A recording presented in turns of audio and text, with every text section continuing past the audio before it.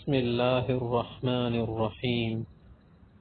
اقناع الضمیر کا سبق نمبر 23 ہے۔ اس درس میں ہم جو عوامل اسمیہ ہیں نا، یعنی وہ عوامل جو اسم میں عمل کرتے ہیں، حروف ہیں، ان کی 5ویں قسم بتا رہے ہیں۔ الخامس حروف النداء، 5ویں قسم حروف ندا ہے۔ ندا معنی آواز، نواء وقت، نداء وقت دونوں کا معنی ایک۔ وہی خمسۃ، یہ حروف ندا 5 ہے۔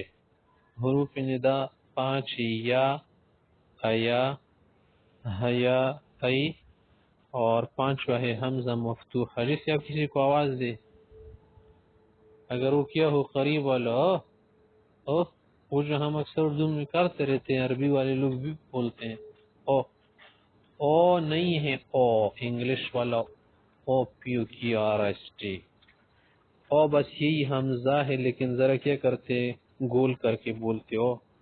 او خالد، آ خالد، زید، اس طرح سے ہم بول سکتے ہیں۔ ای بھی بولتے، اس طرح سے کرتے ہم تو اردو اگر ہمیں یوز کرتے ہیں، آپ لوگ کا معلوم نہیں، عربی میں بھی یوز ہوتا ہے، ای بولتے ہیں۔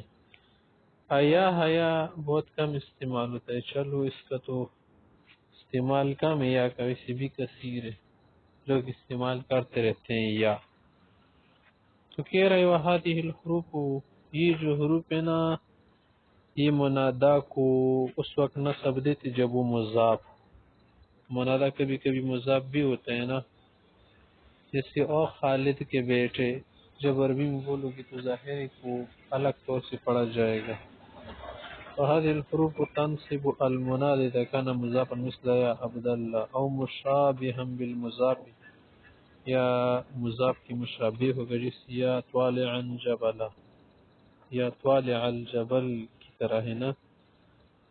او نکرة غیر معینہ، یا نکرہ ہو جب غیر معین و معلوم نہ ہو، تو صورت میں کیا ہوگا، وہ منصوب ہوگا، جیسے ایک اندھا آدمی کسی سے بول دے، مثل قول الاعمى یا رجلا خذ بیدی، یا پر وہ یا رجلا بول رہے کیونکہ وہ نکرہ ہے، کوئی معلوم نہیں، ویسے بس کوئی بھی خود کام کیا ہے، میرا ہاتھ پکڑنا ہے۔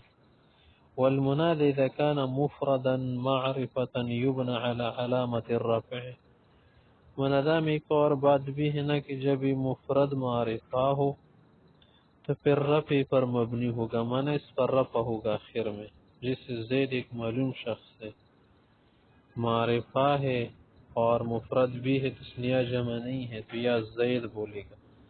اگر تثنیہ ہو تو پھر یا زیدانی ہوگا، پھر رفع الف نون کی شکل میں ہوگا، یا واو نون، یا زیدون، یا مسلمون، یا موسیٰ، یا پر رفع مبنی ہے لیکن صرف نظر نہیں آ رہا، یا قاضی میں بھی ایسا ہے۔